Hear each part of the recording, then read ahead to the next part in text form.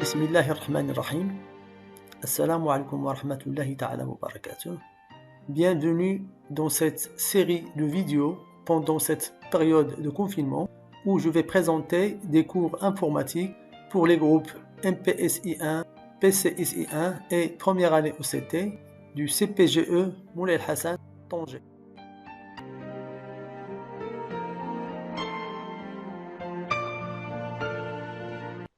Bienvenue dans cette vidéo où je vais présenter le langage de programmation Python.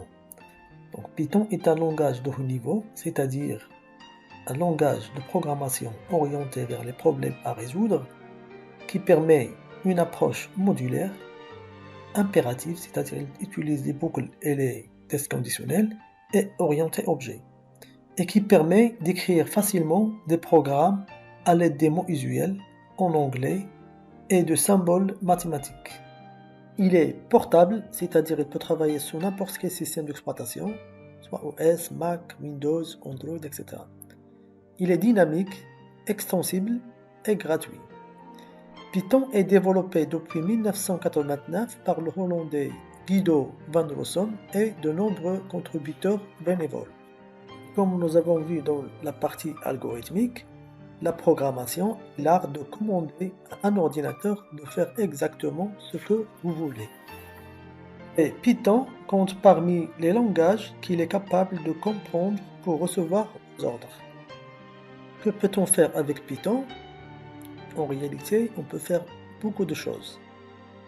Du calcul scientifique, des graphiques, du traitement du son, de la synthèse vocale, du traitement d'images, de la vision artificielle par caméra, de la bioinformatique, des applications avec interface graphique GUI, des jeux vidéo en 2D, des applications multitouches pour tablettes et smartphones à écran tactile, des applications web, interfacer des systèmes de gestion de bases de données avec la librairie MySQLDB, des applications réseau, communiquer avec des ports série RS232 ou bien en Bluetooth, et en réalité, des dizaines de milliers de librairies sont disponibles sur le dépôt officiel de Python. Pour l'installation de Python, sur Windows, pour installer Python avec l'environnement de développement IDLE, il suffit de télécharger puis exécuter le fichier d'installation qui se trouve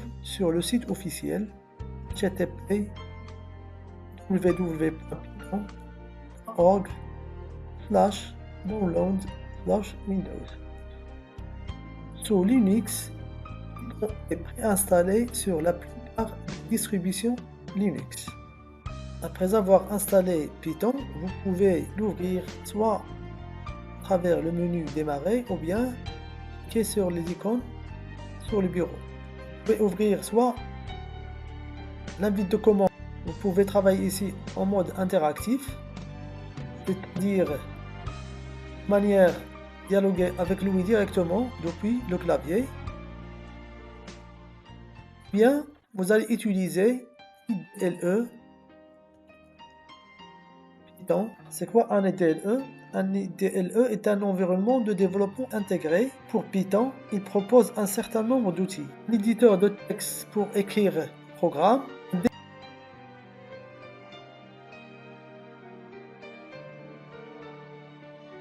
débogueur pour tester le programme et un interpréteur pour exécuter le programme. Sur Python, on utilise des scripts. Vous savez, un programme est une séquence d'instructions. Dans le cas d'un programme langage Python, on parle souvent de script Python. Un script se présente sous la forme d'un fichier texte avec l'extension .py. Maintenant, nous allons voir comment calculer avec Python.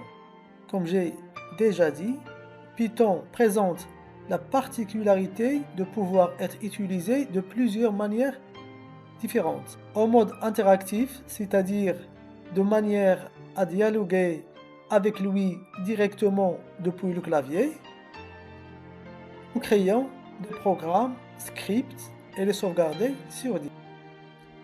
Par exemple, on peut utiliser l'interpréteur comme une simple calculatrice de bureau.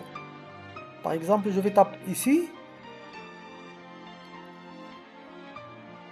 5 plus 8. Si je tape Entrée, ça va afficher le résultat. Ou bien 2, même si je fais ici un espace, moins 9 égale à moins 7. Donc les espaces sont optionnels. Ou bien 7 plus 3, le tout multiplié par 4 va donner 19.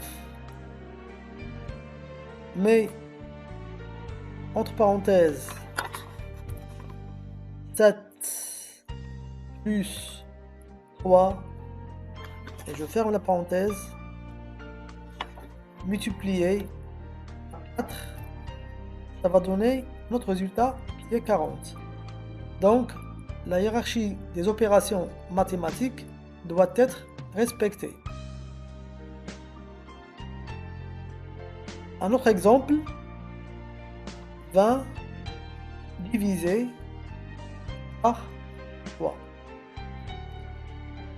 Vous pouvez noter des commentaires à l'aide du symbole dièse et tapez votre commentaire. Donc 20 divisé par 3, c'est une division.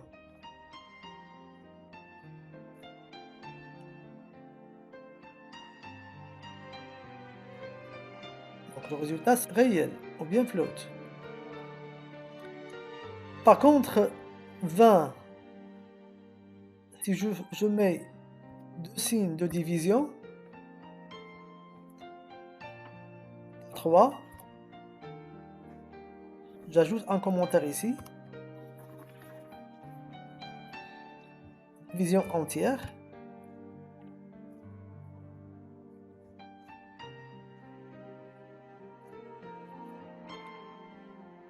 va donner 6. Donc la prochaine fois, on va voir les types de données et les variables.